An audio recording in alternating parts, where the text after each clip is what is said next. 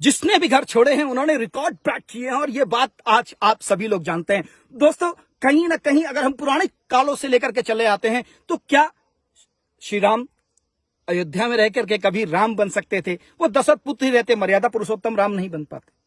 क्या बुद्ध अपनी ही जगह पर रह करके भी बुद्धत्व प्राप्त कर सकते थे? शायद नहीं। क्या इस्लाम आज इतनी बेहतरी से पूरी दुनिया के अंदर एक प्रेम का संदेश, शांति का संदेश फैला पाया? तो क्या वो उनके सिर्फ एक छोटी सी जगह से था? नहीं, उन्होंने अपने घरों को छोड़ा। चाहे वो कोई भी धर्म हो, चाहे वो कोई भी संप्रदाय हो, चाहे वो कोई भी अचीवमेंट्स हो, हमेशा अपने दायरों से बाहर निकल करके आता और कहते हैं जिन्होंने घर छोड़े हैं उन्होंने ही रिकॉर्ड तोड़े हैं। तो दोस्तों, एक बार जरूर याद रखिएगा, जब विराट कोहली जी की बेटी हुई तो वो उसके पास नहीं थे। जब सचिन तेंदुलकर के पिताजी का देहांत हुआ वो शायद वहां पे नहीं थे। दुनिया के कोई भी बड़े सक्सेसफुल आदमी कभी भी अपने कंफर्ट में नहीं थे। वो अपने घर से बहुत दूर थे, अपने प्रियों से बहुत दूर थे। कोई भी सफल व्यक्ति अपने घर के दायरों में सफल नहीं बना।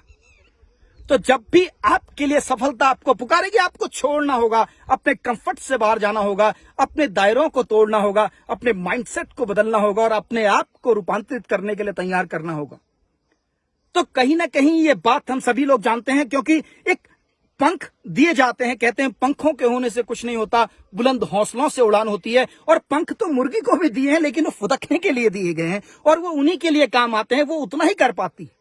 और शायद उसको ये जरूर लगता होगा कि जब वो एक छलांग से दूसरी छलांग को लगाती है तो उसे लगता होगा शायद मैंने पूरा आसमान नाप लिया, क्योंकि ये बहुत ही सामान्य सी बात है। हर कुएं का मेढक मानता है कि मेरे कुएं से बड़ा संसार तो हो ही नहीं सकता।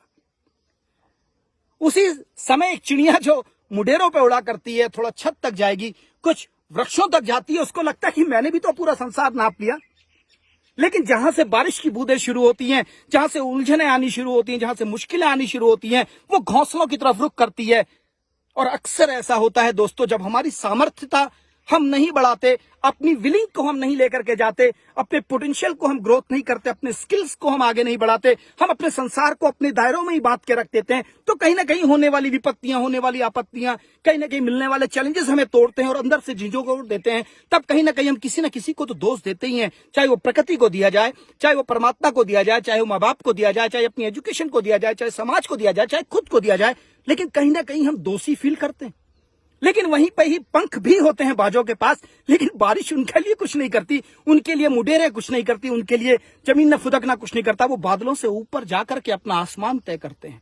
और यकीनन ये बात आपके लिए भी उतनी ही ज्यादा जायज है जितनी एक बाज के लिए है, जितनी एक उस पक्षी के लिए है जो आसमान की ऊंचाइयों को नापता है। इंसान के लिए भी वही बात तय है। आप तय कीजिए आपके मायने क्या हैं, आप तय कीजिए आपकी मंजिलें क्या हैं, आप तय कीजिए आपके सपने क्या हैं।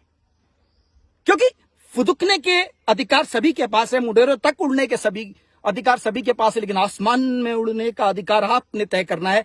क्या अगर आपको यह लगता है कि मैं आसमान की ऊंचाइयों को छूना सकता हूं, मैं आसमान की ऊंचाइयों को छू सकता हूं, तो शायद दुनिया की कोई भी ताकत आपको नहीं रोक सकती। तय आपने करना है, आपकी मंजिल, आपका मंजिल, आपके सपने, आपका अधिकार आपने तय करना है। एक बार अपने पंखों को फैला लीजिए और दुनिया के अंदर अपनी मुट्ठी में कैद कर लीजिए उस ताकत को, उस सपनों को, उन चाहतों को और उन विचारों को जिसे आप हर दिन अनगिनत बार अपने मन में समेटते हैं, हर बार अपनी धड़कनों में महसूस करते हैं, हर बार अपनी चाहतों पर उसे समेट के रखते हैं। एक विचार, एक सोच, एक कल्पना आपकी जिंदगी के अंदर सबसे बड़ा रूपांतरण लेकर के आ सकती है। और ये हमेशा हुआ है, हमेशा होता रहेगा और आगे भी होगा। तय आपने करना है, फुदकना है, मुंडेर तक उड़ना है या आसमान की ऊंचाइयों को छूना है, तय आपने करना है। All the very best, have a great and fantastic day, all the very best.